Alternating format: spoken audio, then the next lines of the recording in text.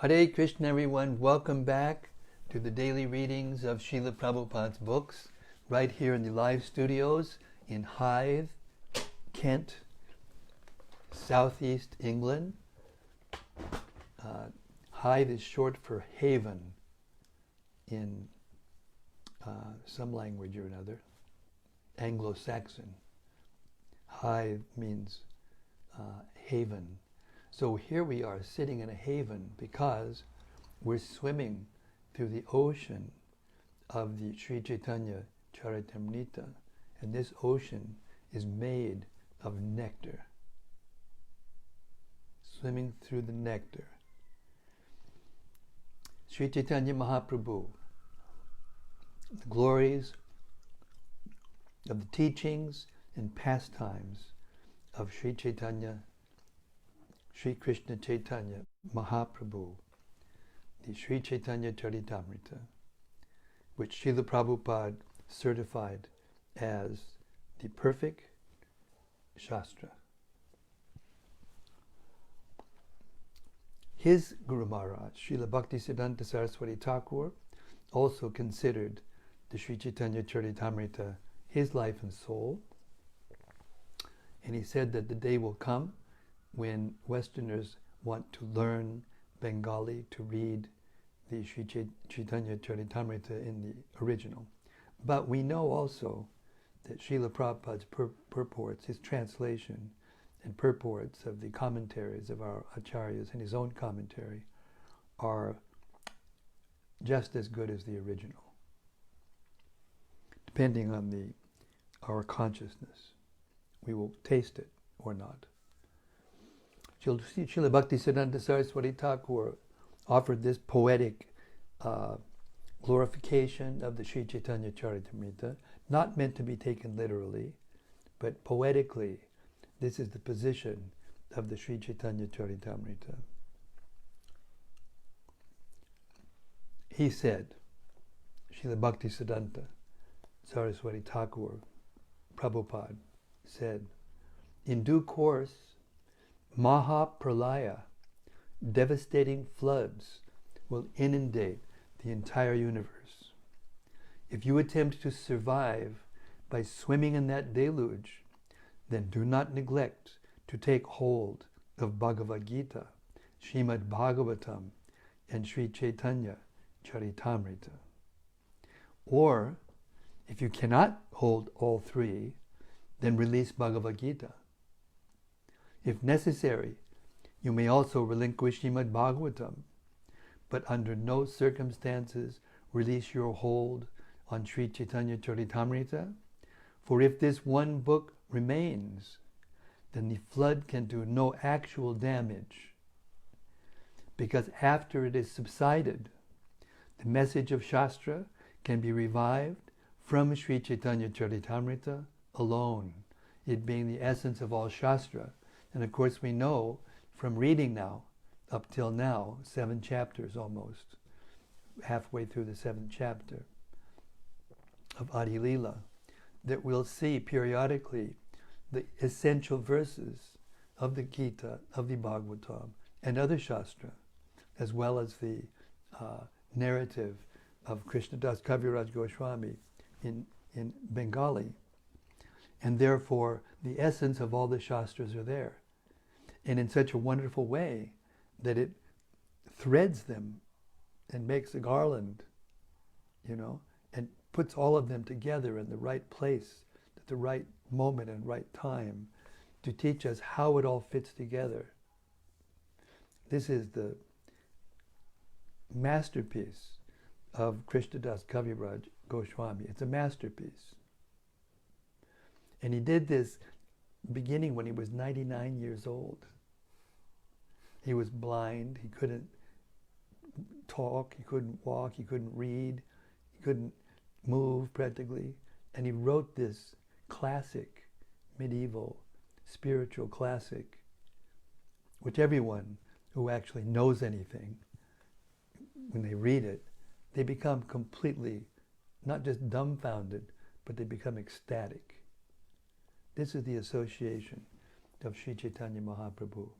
Okay, lucky us. Here we are.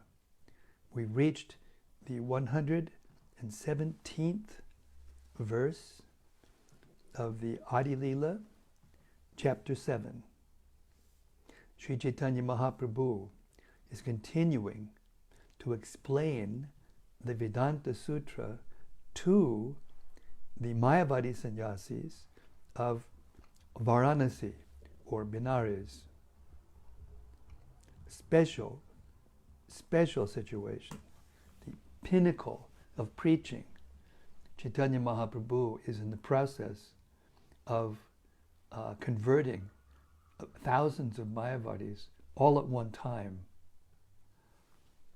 It's inconceivable. Inconceivable.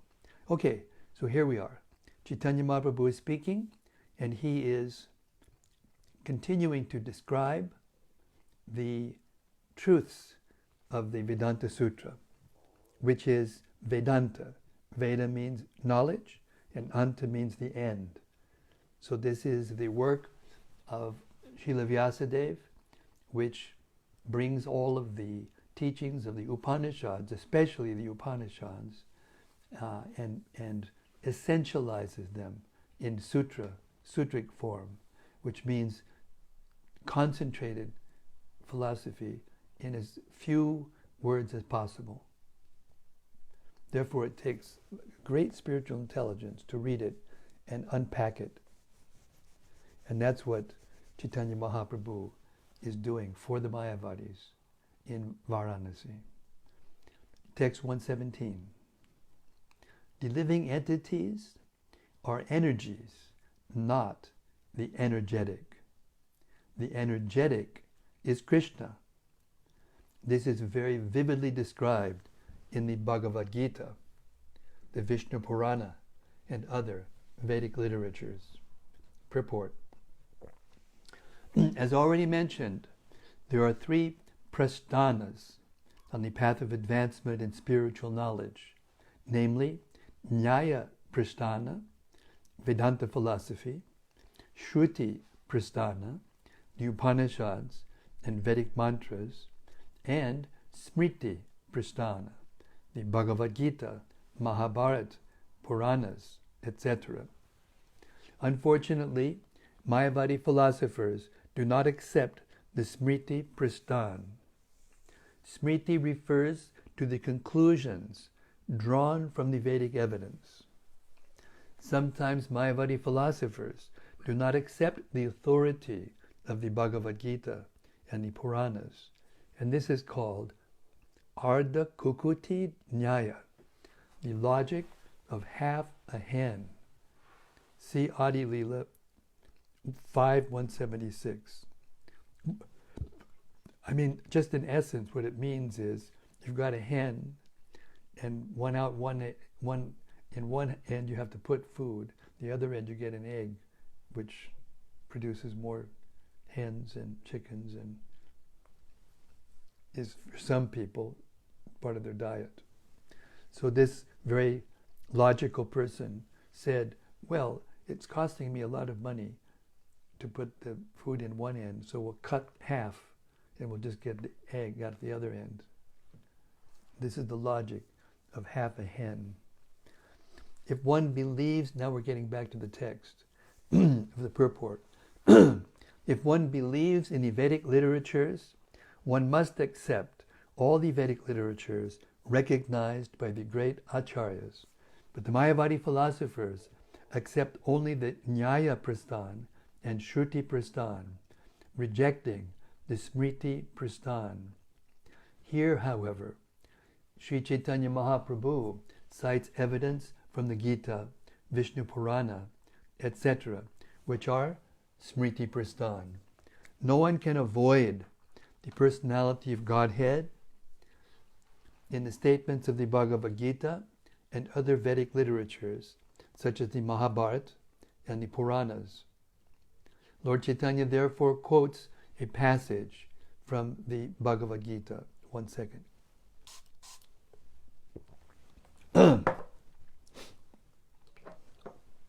Text 118.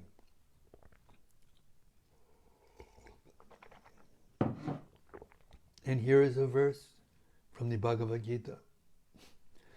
Apariyamitas tvanyam prakritim vidime param jiva bhutam mahabaho yayidam daryate jagat. Besides these inferior energies, O mighty armed Arjuna, there is another superior energy of mind which comprises the living entities who are exploiting the resources of this material inferior energy. Purport. In the Bhagavad Gita, it is explained that the 5 elements, earth, water, fire, air, and ether, constitute the gross energy of the Absolute Truth, and that there are also 3 subtle energies, namely the mind, intelligence, and false ego, or identification with the phenomenal world. Thus, the entire cosmic manifestation is divided into 8 energies, all of which are inferior. As explained in the Bhagavad Gita, Mama Maya Duratyaya. The inferior energy, known as Maya, is so strong that although the living entity does not belong to this energy, due to the superior strength of the inferior energy, the living entity, Jiva Bhuta, forgets his real position and identifies with it. Krishna says distinctly that beyond the material energy, there is a superior energy, which is known as the Jiva Bhuta, or living entities. When in contact with the material energy, this superior energy conducts all the activities of the entire material phenomenal world. The supreme cause is Krishna, Jadmad Janmad Yasya Yataha, one who is the origin of all energies. I'll read that again. The supreme cause is Krishna, Janmad Yasya Yataha, who is the origin of all energies which work variously. The Supreme Personality of Godhead has both inferior and superior energies, and the difference between them is that the superior energy is factual, whereas the inferior energy is a reflection of the superior. A reflection of the sun in a mirror or on water appears to be the sun, but is not. Similarly, the material world is but a reflection of the spiritual world. Although it appears to be factual, it is not. It is only a temporary reflection, whereas the spiritual world is the factual reality. The material world, with its gross and subtle forms, is merely a reflection of the spiritual world. The living entity is not a product of the material energy. He is spiritual energy, but in contact with matter, he forgets his identity. Thus, the living entity identifies himself with matter and enthusiastically engages in material activities in the guises of a technologist, scientist, philosopher, etc. He does not know that he is not at all a material product, but is spiritual. His real identity thus being lost, he struggles very hard in the material world. And the Hare Krishna movement, or Krishna consciousness movement, is trying to revive his original consciousness. His activities in manufacturing big skyscrapers are evidence of intelligence. But this kind of intelligence is not at all advanced. He should know that his only real concern is how to get free from material contact. For by absorbing his mind in material activities, he takes material bodies again and again, and although he falsely claims to be very intelligent, in material consciousness, he is not at all intelligent. When we speak about the Krishna consciousness movement, which is meant to make people intelligent, the conditioned living entity therefore misunderstands it. He is so engrossed in the material concept of life that he does not think there can be any activities that are actually based on intelligence beyond the construction of skyscrapers and big roads, and the manufacturing of cars. This is proof of Mayaya Parita Jnana, or loss of all intelligence due to the influence of Maya. When a living entity is freed from such misconceptions, he is called liberated. When one is actually liberated, he no longer identifies with the material world. The symptom of mukti, liberation, is that one engages in spiritual activities instead of falsely engaging in material activities. Transcendental, loving devotional service is the spiritual activity of the spirit soul. Mayavadi philosophers confuse such spiritual activity with material activity, but the Bhagavad Gita 4:26 confirms, Mam chayo vyabhicharena bhakti yogena sevate sagunan samatijaitan brahmabhuyaya kalpate. One who engages in the spiritual activities of unalloyed devotional service, avyabhicharini bhakti, is immediately elevated to the transcendental platform, and he is to be considered Brahmabhuta, which indicates that he is no longer in the material world, but is in the spiritual world. Devotional service is enlightenment. Devotional service is enlightenment or awakening. When the living entity perfectly performs spiritual activities under the direction of the spiritual master, he becomes perfect in knowledge and understands that he is not God, but a servant of God. As explained by Chaitanya Mahaprabhu, Jivera Surupa Hoya, Krishnara Nityadas. The real identity of the living entity is that he is an eternal servant of the Supreme. C.C. Madhya 20:108. As long as one does not come to this conclusion, he must be in ignorance. This is also confirmed by the Lord in the Bhagavad Gita 7:19. Bahunam janmanam mante jnanavam mam prapadyate samahatma sadurlabha. After many births of struggling for existence and cultivating knowledge, when one comes to the point of real knowledge, he surrenders unto me. Such an advanced Mahatma, or great soul, is very rarely to be seen. Thus, although the Mayavadi philosophers appear to be very much advanced in knowledge, they are not yet perfect. To come to the point of perfection, they must voluntarily surrender to Krishna. Text 119. Here's a verse, I think, from the Vishnu Purana. Vishnu Shakti Parabhokta, Vishnu Shakti Paraprokta, Chetragyaya Tata Para. Again. Vishnu Shakti Paraprokta, Chetragyakya Tata Para, Avidya Karmasanghyanya, Tritiya Shaktir Ishyate. The potency of Lord Vishnu is summarized in three categories, namely the spiritual potency, the living entities, and ignorance. The spiritual potency is full of knowledge.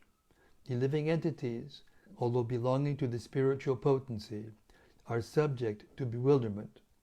And the third energy, which is full of ignorance, is always visible in fruitive activities. Purport, just 1 second.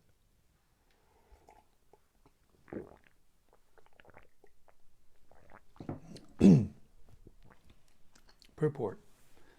This is a quotation from the Vishnu Purana 6.7.61.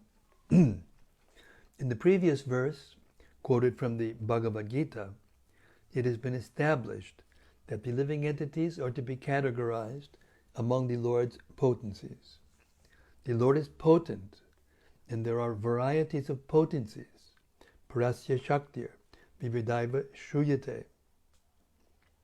Now, in this quotation from the Vishnu Purana, this is further confirmed. There are varieties of potencies, and they have been divided into three categories, namely spiritual, marginal, and external. The spiritual potency is manifested in the spiritual world. Krishna's form, qualities, activities, and entourage are all spiritual. This is confirmed in the Bhagavad Gita 4:6. Ajopi san, avyayatma, bhutanam ishwaropi san, prakriting swam atishtaya, sambhavam yatma mayaya. Although I am unborn, and my transcendental body never deteriorates, and although I am the Lord of all living entities, by my spiritual potency, I still appear in every millennium in my original transcendental form. Atma Maya refers to the spiritual potency. When Krishna comes to this or any other universe, he does so by his spiritual potency. We take birth by the force of the material potency, but as stated here with reference to the Vishnu Purana, the Kshetragya, or living entity, belongs to the spiritual potency. Thus, when we free ourselves from the clutches of the material potency, we can also enter the spiritual world. The material potency is the energy of darkness, or complete ignorance of spiritual activities. In the material potency, the living entity engages himself in fruitive activities, thinking that he can be happy through expansion in terms of material energy. This fact is prominently manifest in this age of Kali, because human society, not understanding the spiritual nature, is busily expanding in material activities. The men of the present day are almost unaware of their spiritual identity. They think that they are products of the elements of the material world, and that everything will end with the annihilation of the body. Therefore they conclude that as long as one has a material body consisting of material senses, one should enjoy the senses as much as possible. Since they are atheists, they do not care whether there is a next life. Such activities are described in this verse as avidya karma samgyanya. The material energy is separated from the spiritual energy of the Supreme Personality of Godhead. Thus, although it is originally created by the Supreme Lord, he is not actually present within it. The Lord confirms this in the Bhagavad Gita 4:9, Matstani Sarvabhutani. Everything is resting on me. This indicates that everything is resting on his own energy. For example, the planets are resting within outer space, which is the separated energy of Krishna. The Lord explains in the Bhagavad Gita 7:4, Bhumir apo nalo vayu kammano buddhir evacha ahankara iti yamme bina prakritir ashtada. Earth, water, fire, air, ether, mind, intelligence, and false ego. Altogether, these 8 constitute my separated material energies.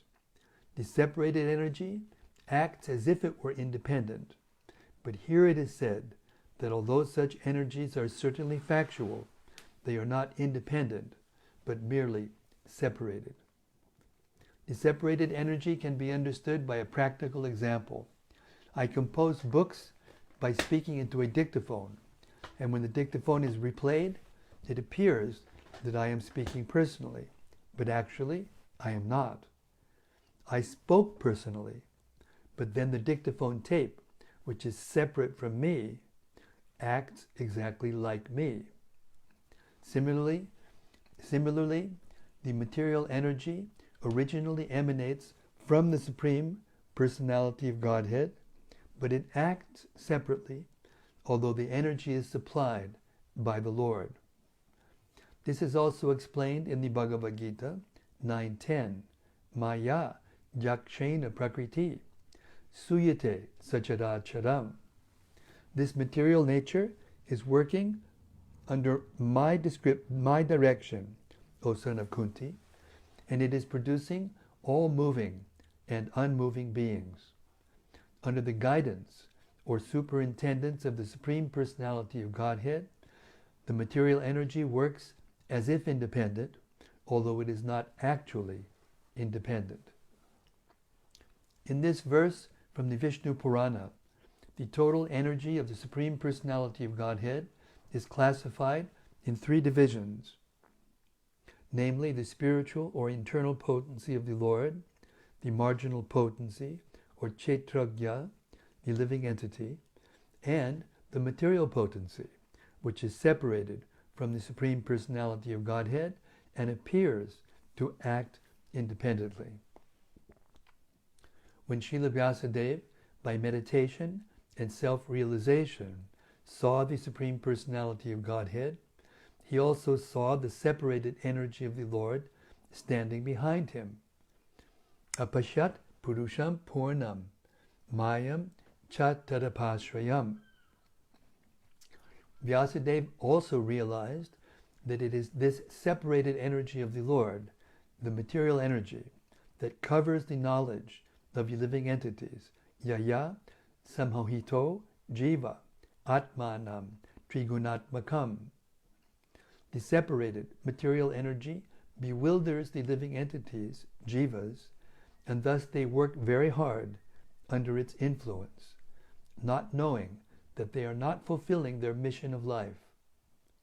Unfortunately, most of them think that they are the body, and should therefore enjoy the material senses irresponsibly, since when death comes, everything will be finished. This atheistic philosophy also flourished in India, where it was sometimes propagated by Charvaka Muni, who said, Nrinam kritva gritam pibat yavaj jivet sukam jivet. Basmi bhutasya dehasya kutak punar agamano bhavet. His theory was that as long as one lives, one should eat as much ghee as possible. In India, ghee, clarified butter, is a basic ingredient in preparing many varieties of food. Since everyone wants to enjoy nice food, Charvaka Muni advised that one eat as much ghee as possible. One may say, I have no money. How can I purchase ghee? Charvaka Muni, however, says, if you have no money, then beg, borrow, or steal, but in some way secure ghee and enjoy life.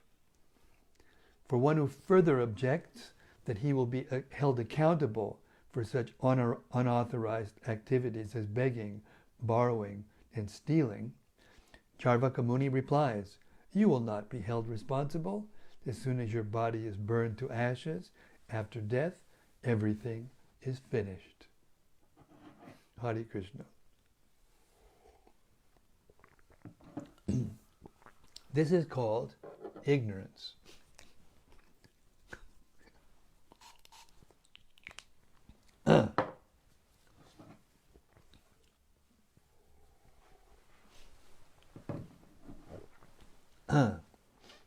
Excuse me. This is called ignorance.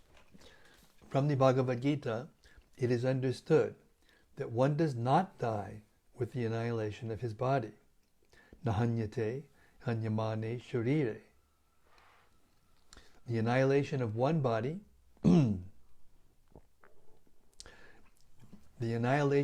body involves changing to another. Tata dihantara prapti.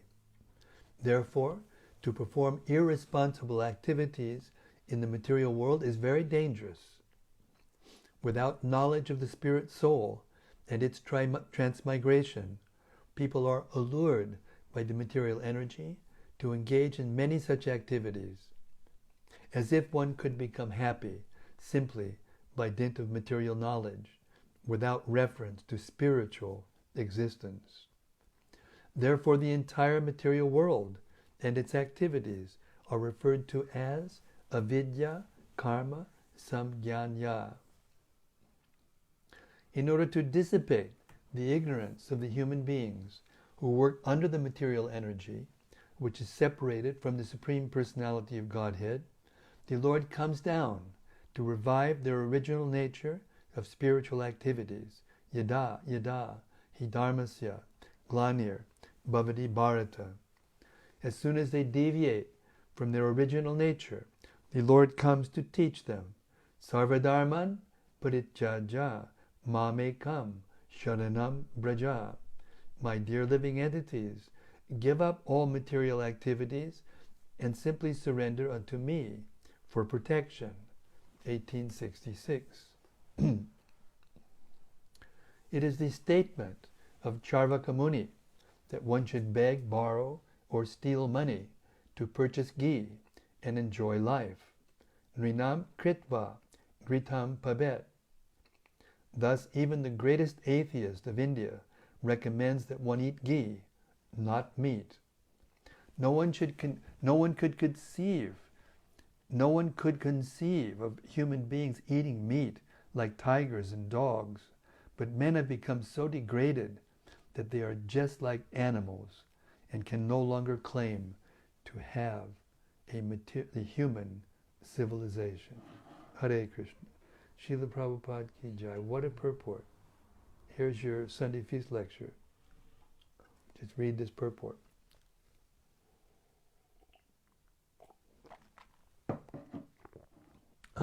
Text 120. Lord Chaitanya is continuing to speak to Prakashananda Saraswati. The Mayavad philosophy is so degraded that the Mayavad philosophy is so degraded that it has taken the insignificant living entities to be the Lord, the Supreme Truth, thus covering the glory and supremacy of the Absolute Truth with monism. Purport. Srila Bhaktivinoda Thakur comments in this connection that in all Vedic scriptures, the Jiva Tattva, the truth of the living entities, is mentioned to be one of the energies of the Lord. If one does not accept the living entity to be a minute, infinitesimal spark of the Supreme, but equates the Jiva Tattva with the Supreme Brahman, or Supreme Personality of Godhead, it must be understood that his entire philosophy is based on a misunderstanding. Unfortunately, Sripad Shankaracharya purposely claimed the Jiva Tattva, or living entities, to be equal to the Supreme God. Therefore, his entire philosophy is based on a misunderstanding, and it misguides people to become atheists whose mission in life is unfulfilled. The mission of human life, as described in the Bhagavad Gita, is to surrender under the Supreme Lord and become his devotee. But the Mayavad philosophy misleads one to defy the existence of the Supreme Personality of Godhead and pose oneself as the Supreme Lord. Thus it has misguided hundreds of thousands of innocent men. In the Vedanta Sutra, Vyasadeva has described that the Supreme Personality of Godhead is potent, and that everything material or spiritual is but an emanation of his energy. The Lord, the Supreme Brahman, is the origin or source of everything, Janmad Yasya Yataha, and all other manifestations are emanations of different energies of the Lord. This is also confirmed in the Vishnu Purana, 122, 56. Ekadesha stitas yagner jyotsna vishtarini yata parasya brahmanak shaktis tadedam akilam jagat tadedam akilam jagat. Whatever we see in this world is simply an expansion of different energies of the Supreme Personality of Godhead, who is exactly like a fire that spreads illumination for a long distance, although it is situated in one place. This is a very vivid example. Similarly, it is stated that just as everything in the material world exists in the sunshine, which is the energy of the sun, so everything exists on the basis of the spiritual and material energies of the Supreme Personality of Godhead. Thus, though Krishna is situated in his own abode, Goloka Eva Nivasati, where he enjoys his transcendental pastimes with the cowherd boys and gopis, he is nevertheless present everywhere, Akilatma Bhutaha, even within the atoms of this universe. Andantarasta Paramanu Chayan Tarastam. This is the verdict of the Vedic literature. Unfortunately, the Mayavada philosophy, misguiding people by claiming the living entity to be the Lord, has created havoc throughout the entire world and led almost everyone to godlessness. By thus covering the glories of the Supreme Lord, the Mayavadi philosophers have done the greatest disservice to human society. It is to counteract these most abominable activities of the Mayavadi philosophers that Lord Chaitanya has introduced the Hare Krishna Maha Mantra. Hare Nama eva kevalam, kalo nasteva nastevya eva gatyar anyata. In the age of quarrel and hypocrisy, the only means of deliverance is chanting the holy name of the Lord. There is no other way, there is no other way, there is no other way. People should simply engage in the chanting of the Hare Krishna Maha Mantra, for thus they will gradually come to understand that they are not the Supreme Personality of Godhead, as they have been taught by the Mayavadi philosophers, but are eternal servants of the Lord. As soon as one engages himself in the transcendental service of the Lord, he becomes free. Mam chayo gabicharini bhakti yogena sevate sagunan samatitjaitan brahmabhuyaya kalpate. One who engages in full devotional service, unfailing in all circumstances, at once transcends the modes of material nature and thus comes to the level of Brahman. Bhagavad Gita 14:26. Therefore, the Hare Krishna movement, or Krishna consciousness movement, is the only light for the foolish living entities who think either that there is no God, or that if God exists, he is formless, and they themselves are also God. These misconceptions are very dangerous, and the only way to counteract them is to spread the Hare Krishna movement. Hello, Srila Prabhupada ki jai.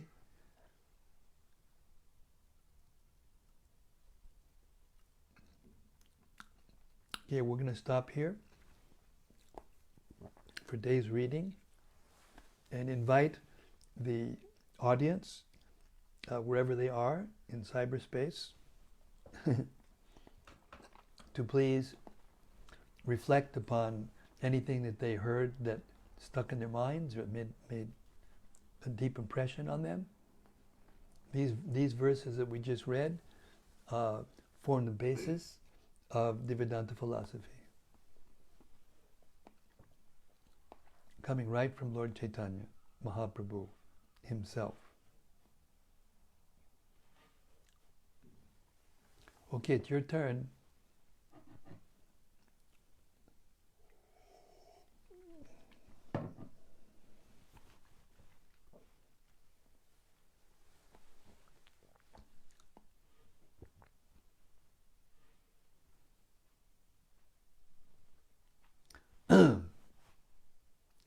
got no voice today, sorry.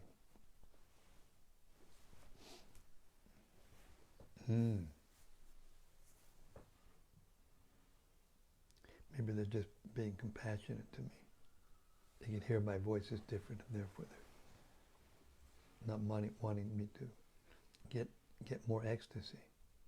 You're holding me up, guys. Just come on, let's go. Let's get into this.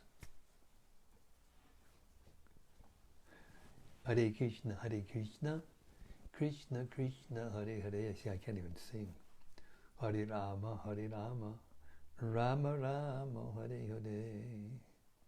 Hare Krishna, Hare Krishna, Krishna Krishna, Hare Hare. Hare Rama, Hare Rama, Rama Rama, Hare Hare. Okay, we got something. From Atmaram Das. Atmarama. Hare Krishna Atmarama. He says, thank you, Maharaj, for reading so consciously. Very valuable service.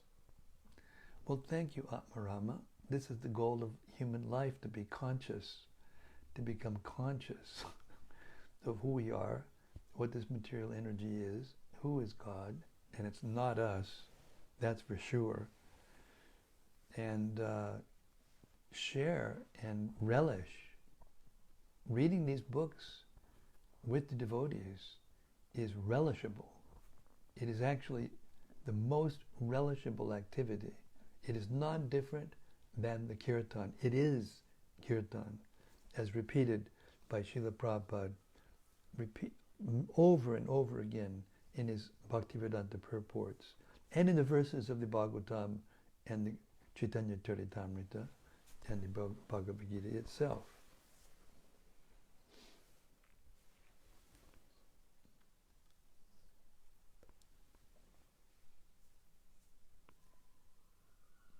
Something from Sudevi Dasi. Well, Hare Krishna, Sudevi Dasi, my dear god sister. She says, Hare Krishna, Maharaj. Hare Krishna. Yesterday you said that the Mayavadis are so envious of Krishna that they do not get Krishna's mercy and will not appreciate prasadam. So how are we to help them make any changes in advance? We keep trying. And the results are not up to us. The results are up to Krishna. This is called Utsahan Nishtayat Daryat. Nishtayat means patience, and Daryat means determination. That means not to give up under any circumstance. We should never become discouraged because people don't accept. Because Krishna's mercy comes in many ways. And if the only mercy that they can actually accept is a stick, because they're actually animalistic in their nature and in their consciousness, then Krishna provides a huge stick called the material energy and keeps beating them over the head until they will submit. You know, like you're sitting with a plate, there's some food on it, and a dog comes, and you just shoo him away, and he comes back, and you shoo him away again, and he comes back, and you shoo him away again, and he comes back, because he got no memory. He just is completely controlled by his tongue and his nose. No memory. Do that as many times, and he still comes back. Of course, it's possible to train the dog not to do that, but that's the nature of the dog, is to forget. So if we're like that, and if we just keep coming back for sense gratification again and again, even though we get chastised by the material energy, then what can Krishna do? It takes two to tango, you know? It takes two to tangle, and it takes two to tango. So we just have to keep trying our best. There's a book that Vaisheshika Prabhu, my best friend, keeps quoting. The title of the book is, All You Can Do is All You Can Do, and all you can do is enough. Because you can't do more than you can do. And it's up to others to respond or not. It's not our fault because people don't respond. Therefore, Prabhupada said, if we follow the teachings of the Gita, we will not become discouraged under any circumstance. But it's true that we feel compassion, as Prahlad Maharaj explained to his classmates in the 7th canto of the Bhagavatam. He doesn't mind unhappiness because he can chant the Hare Krishna Maha Mantra. We have the Hare Krishna Maha Mantra, and we're fixed in chanting this mantra, and it makes us happy no matter what's going on around us. So we have no anxieties for ourselves, but we're in anxiety because we see people are suffering and we want to help them and take them with us. So we try our best according to our capacity, and if they don't accept, well, frankly speaking, we don't mean to be cruel, but that's what they want. So the preacher, what preaching is, really, Prabhupada explained, is to inject the faith into the person's heart.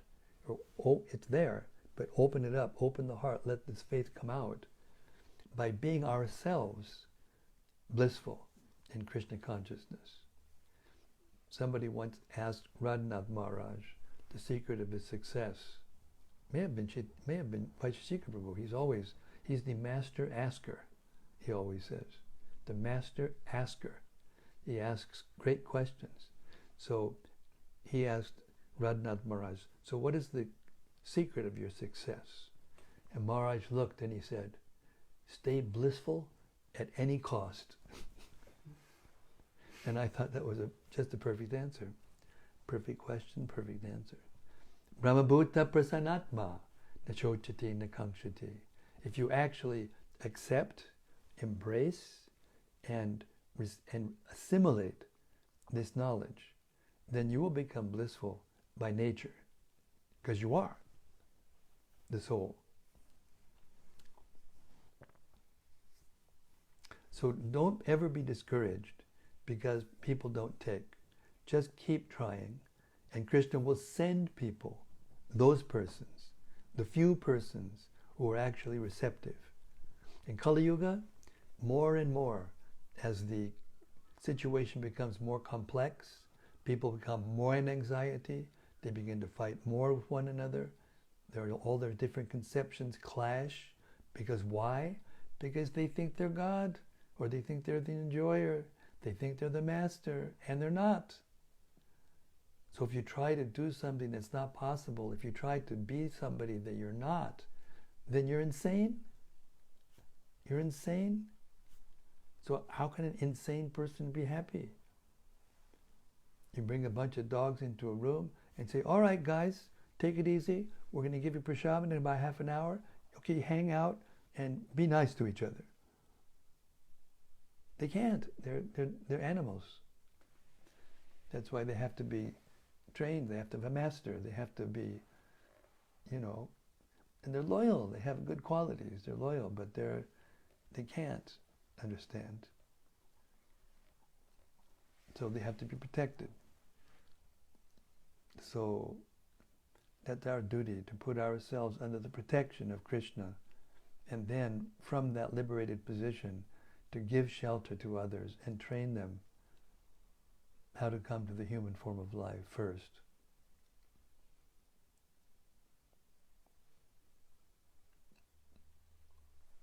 Hare Krishna.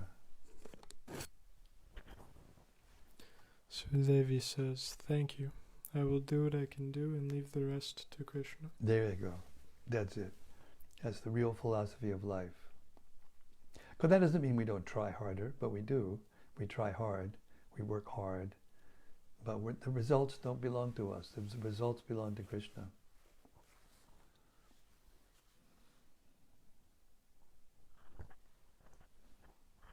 Something from Gopal Roy, Prabhu. Gopal Roy, gee, my favorite guy. He says, Hare Krishna, dear Maharaj. Hare Krishna, dear Gopal Roy. I liked how Srila Prabhupada used the example of him speaking into his dictaphone as an example of an expansion of energy. Made me reflect on how these books and purports or the potency of Srila Prabhupada. In hearing these books, we directly associate with his divine grace. That's the proof of the pudding. And if you're reading them with an argumentative or a challenging spirit, or looking for a fault in them, then you won't taste it. And then you may think there's something wrong. But if you actually open up your heart and open up your mind and hear purely, as Krishnadas Kaviraj Goswami says, especially at the end of his book, with faith, with love, and without argument, then you get immediately, or to the extent that you can do that, you get to that extent love for Krishna, understanding of Krishna and who he is, and all his energies and how they work. And you feel privileged and happy and satisfied. It's a great austerity to have a satisfied mind in this material world. That's what Krishna says in the Gita, chapter 17, verse 16. First austerity of the mind is satisfaction, which doesn't make any sense, because normally when we think of austerity, it's to voluntarily do something that's difficult or uncomfortable in order to achieve something better in the future. So how is satisfaction austerity? It is. Why? Because the mind in the material world is always dissatisfied. In nature, it's chanchala, mana, Krishna. It's always flickering. It's his nature. Yato, nishchalati. Chalati means flickering. The nature of the mind is flickering. And yato, nishchalati, wherever it goes, because of its flickering nature. Yato, nishchalati. We bring it back under the control of the self. Yato, nishchalati, manas chanchalamastheram. Then we can be happy under any circumstances, because no one can touch us. No one can take away the Krishna consciousness. Everything else gets taken away. Our youthful beauty, our talent, our strength, at the end of life, just wait. But this happiness, this natural, youthful energy that is there within us is never lost. Mam pyayo bibijadena bhakti yogena sevate. So by the engagement in bhakti yoga, sagunan samatitata, you automatically elevate yourself above the modes of nature and become happy. Sumitat payakalpate. This we need. The world needs this, especially now. There's so many fluctuations of the material modes of nature, and now the mode of ignorance is just stifling the human society.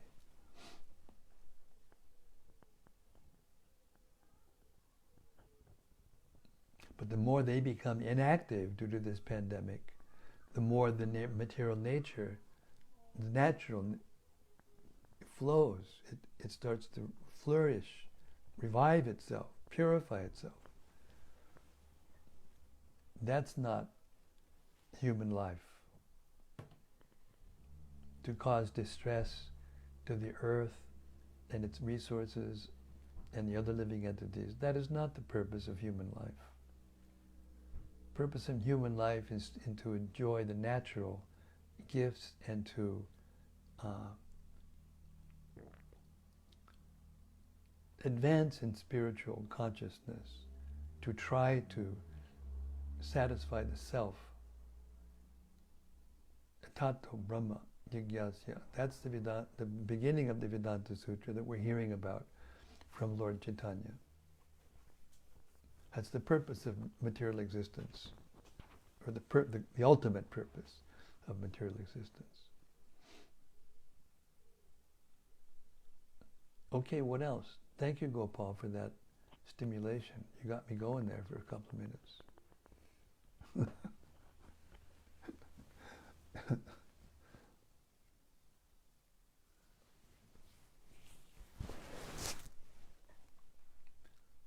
Who else? What's going on out there? I hope Rati's there because I want to thank her for my new supply of Sangha oil. German product. Very, very good. I recommend it. Anytime you want to sing and talk a lot, this is it. You use this. Good for the voice. Hare Krishna.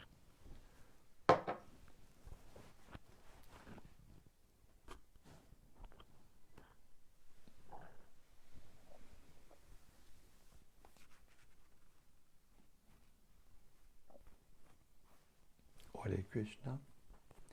Hare Krishna. Krishna Krishna Hare Hare.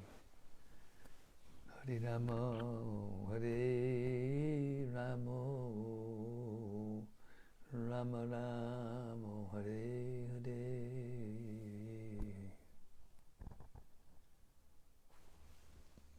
How we doing? Pretty good.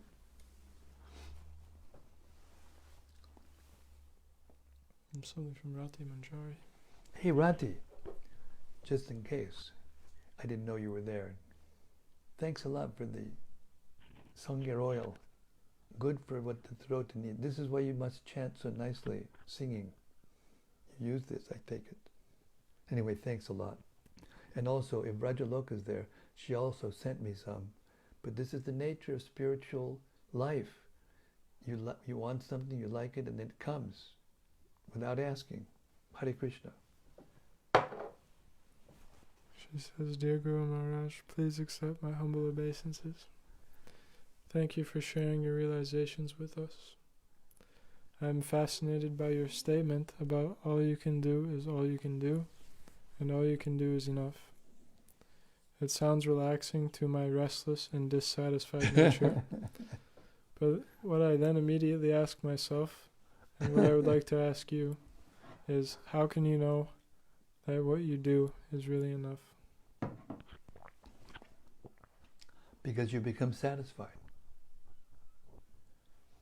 Of course, there is a kind of dissatisfaction that a Vaishnava has for wanting to do more for Krishna.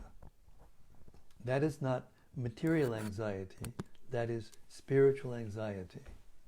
One time Srila Prabhupada was asked the question, how do I know whether I'm making spiritual advancement? And his answer was, how much anxiety are you in? Yeah, because Mother Yashoda, she's in constant anxiety. Krishna, is he going to, run into a snake and try to play with it? Is he going to touch fire? Is he going to do this and that? And like that, is he eating enough? Is he clean? She's in constant anxiety. She's running around like it looks like there's 25 of her, or 100 of her, the things she does for Krishna, all based on the anxiety of motherly love.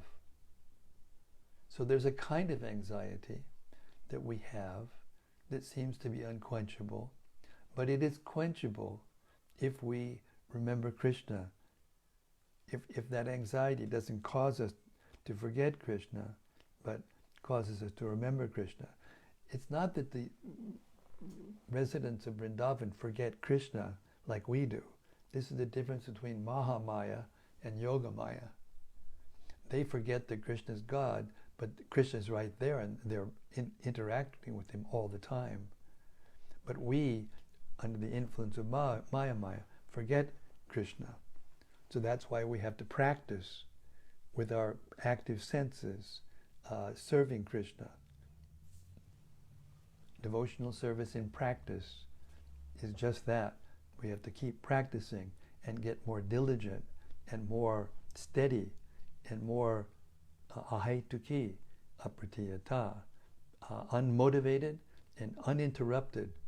the more our service for Krishna is unmotivated and uninterrupted, then the soul becomes satisfied. And when soul actually becomes satisfied, then the restlessness goes away. But it's replaced with another kind of restlessness. The urge to be with Krishna, to want to be with Krishna. And then, because of that urge to want to be with Krishna, and we can't always be with Krishna, then we feel separation. That is transcendental anxiety. So we're not just after peace. We're actually after the supreme peace, which is ecstatic love. It's dynamic. It's not static. The word peace has a connotation, an innuendo, that we have to be peaceful, and it goes to inactivity eventually.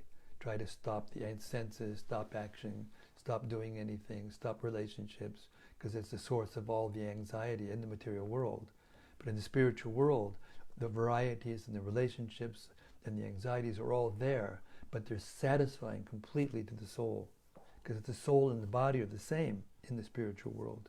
They're not different.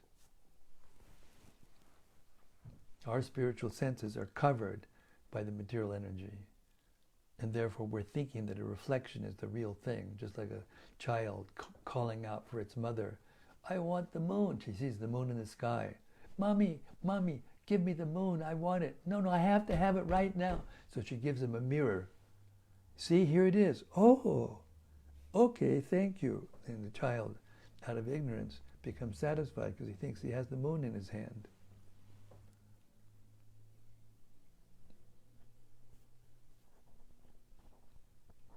So we don't really satisfied with some reflection. We want the real thing. That is the beginning of spiritual life. To want the real thing. Rati says, so how to balance this austerity of being satisfied with this spiritual anxiety? Well, it's not like you can practice being spontaneous. Exactly. You practice the regulative principles so that we can become purified, so that we can taste the natural purity, the things that are pure, that satisfy us. We have to practice. We practice by keeping everything around us related to Krishna. Rati, you know this already. I know you know this already. You're just asking these questions for the benefit of the rest of us. It's second nature habit. The spirit soul has been in the material world for lifetimes and lifetimes. We don't even know how many bodies we've had, how many friends, how many parents, how many lovers, how many dogs and cats, how many relationships. We don't even know. And all of those things are stored in our subtle body. The memories of all those things are stored in our subtle body, and they're there just waiting to bubble up like at the bottom of a lake there's these foaming bubbles, and they like a burp sometimes, and you eat, and then sometimes there's a formation and you burp, and you don't try. It's not that it just happens by nature. So because we're in the material body, sometimes thoughts that come even from another lifetime sometimes will come bubbling up into our minds. You can't stop that. You can't stop that, but you don't have to run after it. Apuriyamana machala pratishtam samudram apa prabhishad tadvat tadvat kamam yam pravashanti sarve sashantim atnoti nashantim apnoti nakamakami. So the desires are like rivers that enter into the ocean. But for a devotee, the desires come into the ocean of the mind, but the mind remains still because it's satisfied in Krishna consciousness. The desires are still coming in. You can't stop them. But when one no longer has a taste for it, due to the higher taste, that they get in Krishna consciousness, then they stop running after it. And even when it runs after them, they just, nah, I don't think so. Enough is enough. And with that, just with that mentality, and with that adjustment of one's conception of life, we have to adjust the material conceptions and transform them into spiritual conceptions by constantly hearing and chanting the real philosophy of life that we're hearing here by the grace of Lord Chaitanya in the Caitanya-caritämrta when he's explaining to the Mayavadi philosophies in Varanasi what the Vedanta really means. We've been in the material world for so many lifetimes. We've heard so much Mayavadi philosophy, especially within the last, 5,000 years. And, 2,000 some years. Buddha and then Shankaracharya.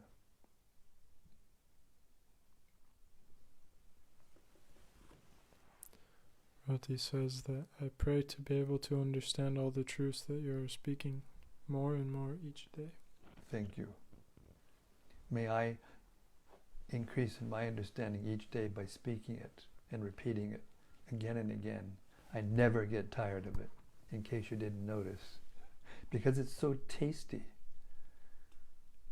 When you get something that tastes this good, Prabhupada said, so just like you may have a favorite person in this material world, or a favorite pet, or a favorite thing, or a favorite name, or whatever, apple. Everybody's got Apple devices, I've got them, But if I can just chant apple, apple, apple, apple, hey, a few times and I'm tired, I stop. Tired, boring, tiring. But you chant Hare Krishna, and you can chant 24/7, and it never gets tiresome. And that's the test.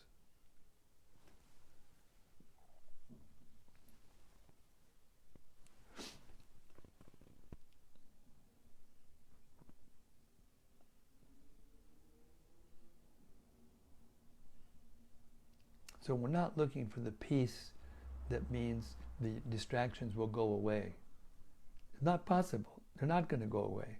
Just like now they have this whole, it's going to go away, the coronavirus. No, those countries that took serious, locked down, and tolerated and did the right thing, now they're able to open up properly. And those countries who are ignoring and are so addicted to their sense gratification that they cannot stop, they're going to go on and on and on and on, as is exemplified by America especially. America is leading the way.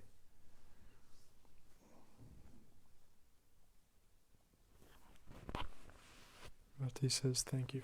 Hare Krishna. Hare Krishna. Thank you. Your questions always bring out the best in me, Rati. That's a fact.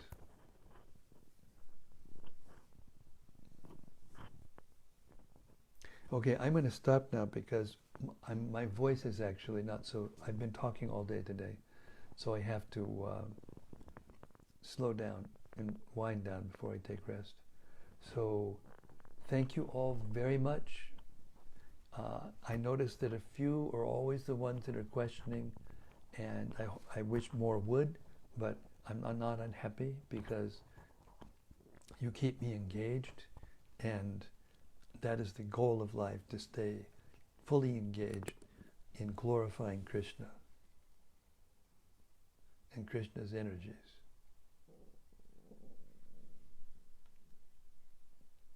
So again and again and yet again, thank you. Sri Caitanya-caritämrta ki jai. Samaveda Bhakta Vrinda ki jai. Gaur Premanandi Hari Hari Bol. Come join us tomorrow. Please share. We can expand more and more. The more we share. Caring means sharing. Sharing means caring. So please share. Spread this nectar. And we'll see you tomorrow. Every day. Every day. I promised. Of course, I had a little time when I couldn't, but That's my desire, is to do this every day for the rest of my life. Thank you. Hare Krishna. See you tomorrow. Haribol.